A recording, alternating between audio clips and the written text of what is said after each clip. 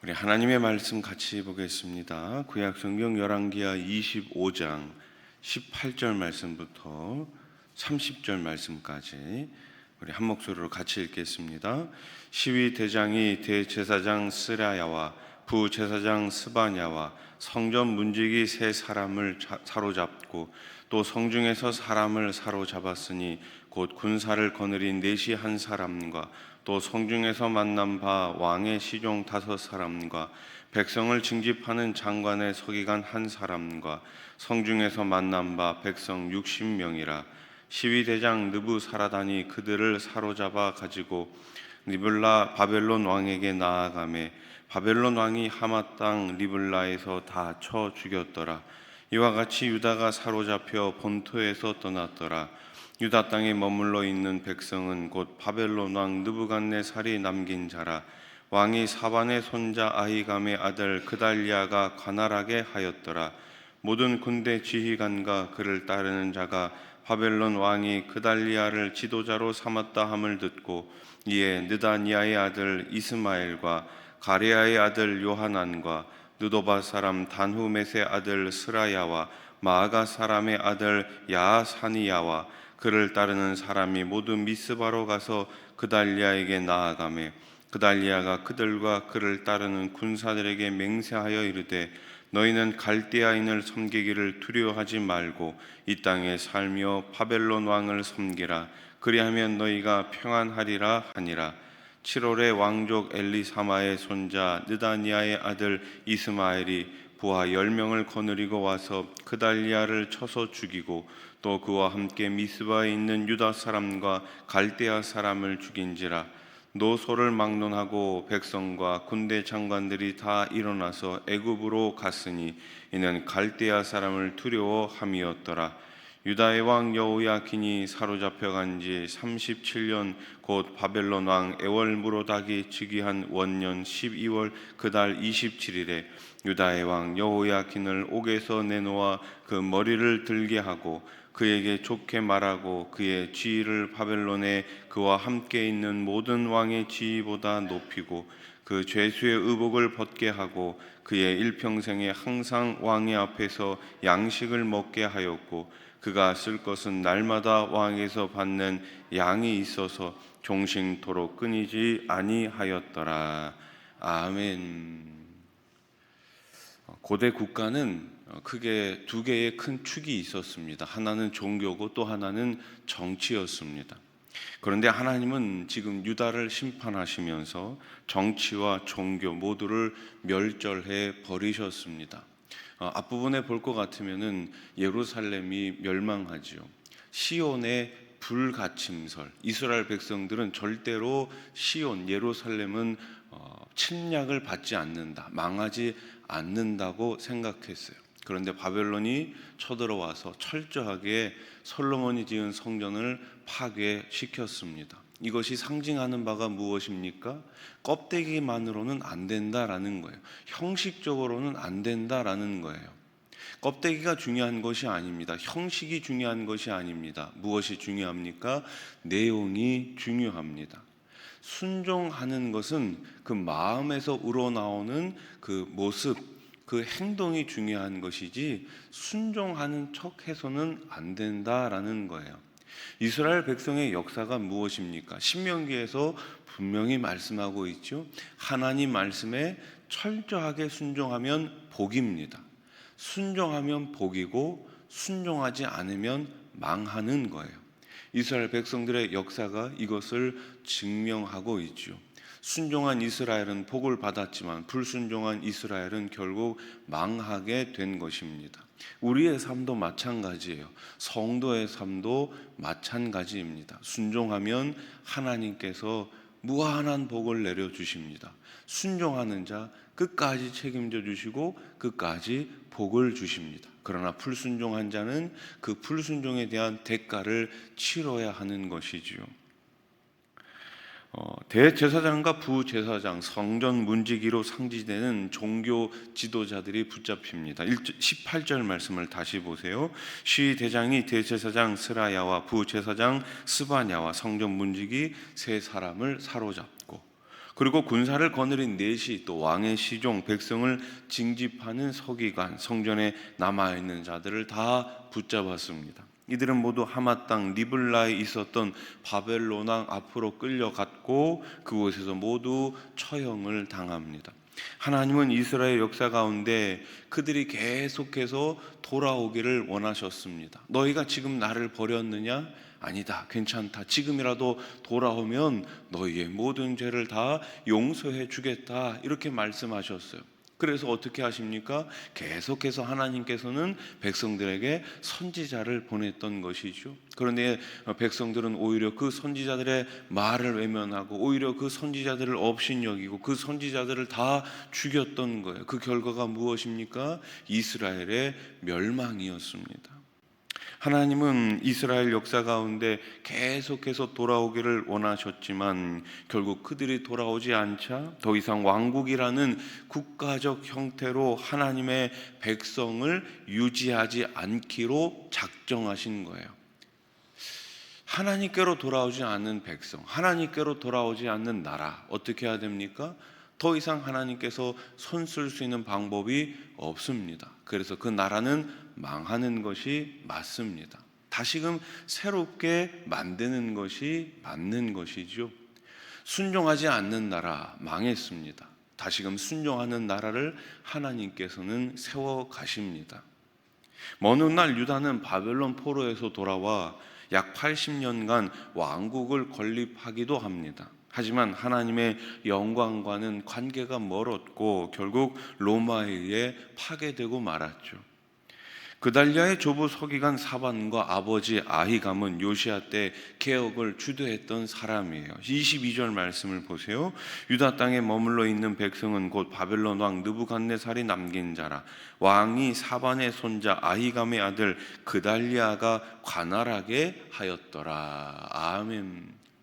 반역이 일어나자 그 세웠던 왕을 패하고 지금 다른 사람을 유다의 관리로, 총독으로 세우게 됩니다. 그 사람이 바로 그달리아라는 사람이었어요.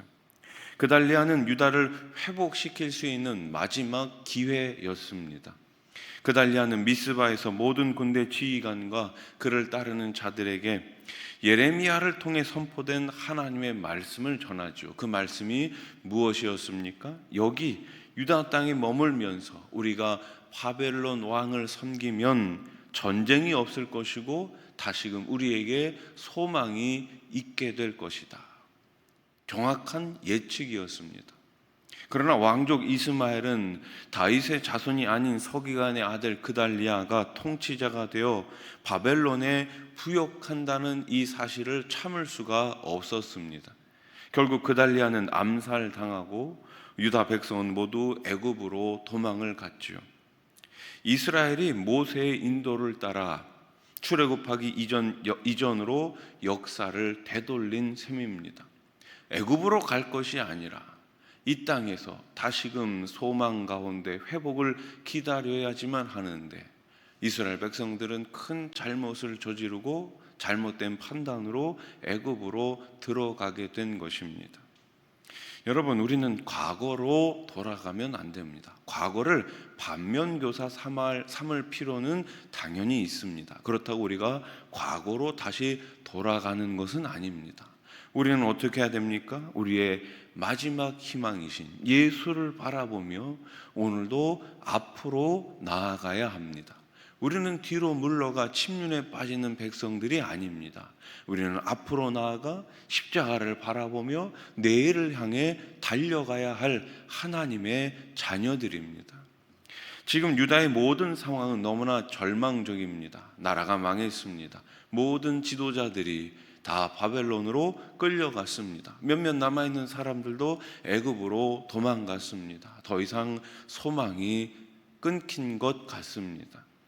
그러나 이 모든 상황은 오히려 하나님 나라를 세우기 위한 소망의 기틀이었습니다. 잘못된 것은 빨리 무너뜨리고 새롭게 세워야 하기 때문이에요.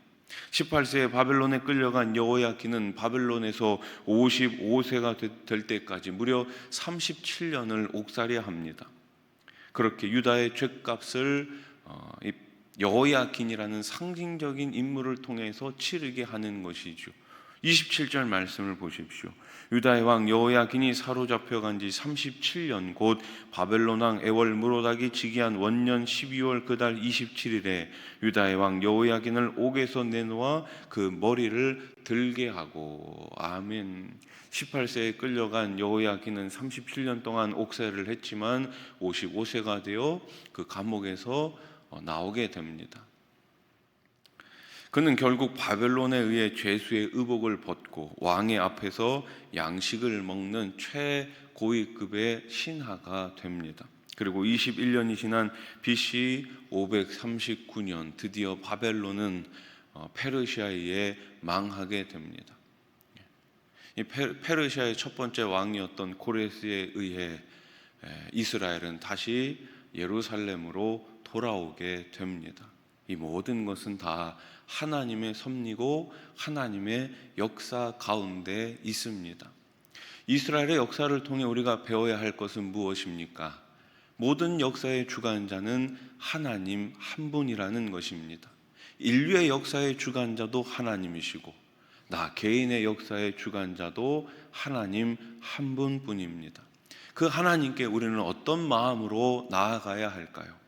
하나님께 감사의 마음으로, 하나님께 순종의 마음으로, 하나님께 헌신의 마음으로 나아갈 때 우리 하나님께서는 우리의 삶 가운데 가장 위대한 소망인 천국을 예비해 놓고 저와 여러분들을 부르시고 계신 줄로 믿으시기 바랍니다. 이스라엘 백성들은 선지자들을 외면했지만 하나님은 백성들을 사랑하는 마음으로 최종 선지자 예수 그리스도를 이 땅 가운데 보내주셨습니다. 본인이 직접 이 땅에 오신 거예요. 그 예수님을 믿는 사람은 망하지 않습니다. 그 예수님과 함께하는 사람은 영원토록 영생을 누리고 하늘나라에서 왕 같은 그러한 삶을 살게 될 것입니다. 우리의 소망이 어디에 있습니까? 지금 여러분의 소망은 어디에 있습니까? 권력자에 있습니까? 아니면 물질에 있습니까? 아니면 나 개인이 가지고 있는 건강이나 다른 어떤 것에 있습니까? 그런 것들은 다 사라지는 것들입니다. 사라지는 것에 소망을 두지 마시고 사라지지 않는 영원한 희망, 영원한 소망, 우리 하나님과 그분의 말씀 안에서 참된 소망을 가지시기를 우리 주님의 이름으로 축원합니다. 기도드리겠습니다. 하나님 아버지, 열왕기서를 통해서 이스라엘 백성들의 형편과 또 왕들의 삶을 보았습니다.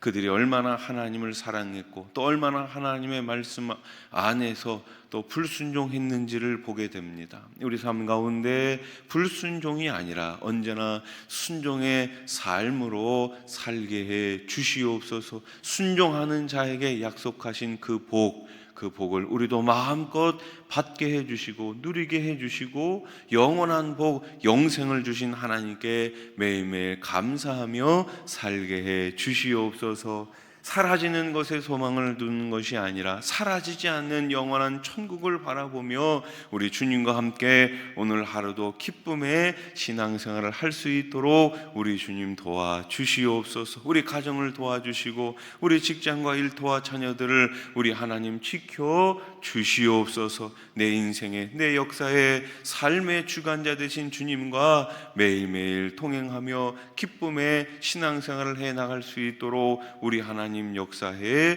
주시옵소서. 또 한 주가 시작이 됩니다. 무더운 여름 가운데 지치지 않도록 지켜주시고 특별히 세우신 일꾼들마다 복되게 해 주셔서 받은 사명 소명 잘 감당케 해 주시옵소서. 모든 여름 사역을 하나님의 은혜 가운데 잘 마치게 해 주시니 감사합니다. 받은 은혜 다 잘 간직하게 해주시고, 특별히 우리 다음 세대들 주일학교가 주님의 말씀 안에 잘 자랄 수 있도록 인도해 주시옵소서. 큰 부흥을 우리 교회 가운데 허락하여 주시옵소서. 말씀의 부흥이 있게 해주시고, 기도의 부흥이 있게 해주시고, 전도의 부흥이 있게 해 주시옵소서. 오늘 새벽에도 여러 가지 기도 제목을 가지고 주님 앞에 나왔습니다. 두 손 들어 기도할 때에 우리 하나님 하늘문 넓게 여시고 필요한 모든 것들을 30배, 60배, 100배로 채워 주시옵소서. 특별히 물질 때문에